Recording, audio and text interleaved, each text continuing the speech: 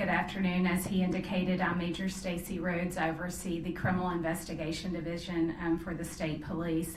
And I kind of want to walk you through how we initiated and progressed through our investigation. So, as you all know, we responded to a call for service at the state parks.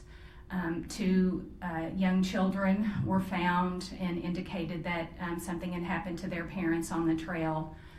That initial information that came from the kids gave us our first starting point, which was a description of a suspect. There was another witness at the park that we encountered that gave us additional information about the suspect and a particular vehicle that he was seen leaving the park. With that, we took the information, completed and let me kind of, we'll start there. So from there, we had a pretty good description of our suspect. We did our initial release. Other witnesses came forward that were on the trail during the time that the murders occurred that did not see the murders, but brought forth video footage, photographs that they had taken on their day trip to the park. From that, we obtained a photo. We interviewed witnesses and were able to compile a composite sketch of what we believed our suspect looked like. With that, we received dozens and dozens of tips. With the initial vehicle information that we received, it being a black sedan, one of the initial descriptions was that it was sporty.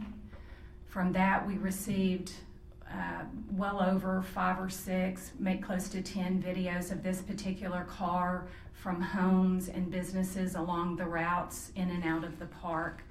So we were able to ascertain a pretty good description of this vehicle.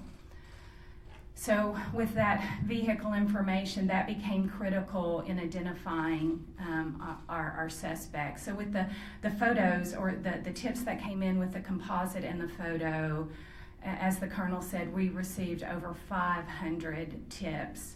And initially we were using the names and information to come out to compare with, did they have black vehicles? Did they meet a certain criteria of vehicles? But as we began to hone in on the vehicle, it became clear that it was a Kia Stinger. And we used that information to vet various owners. And our suspect was identified, and with that, we sought him out and we located him at a local barbershop there in Springdale.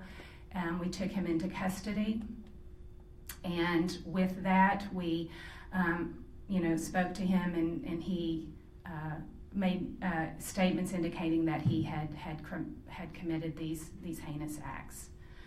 And our job didn't stop there. We executed a search warrant on his house and also on the vehicle. We are still waiting a lot of testing at the crime lab. But as the Colonel said, DNA that was recovered at the initial crime scene matched his DNA that we pulled last night.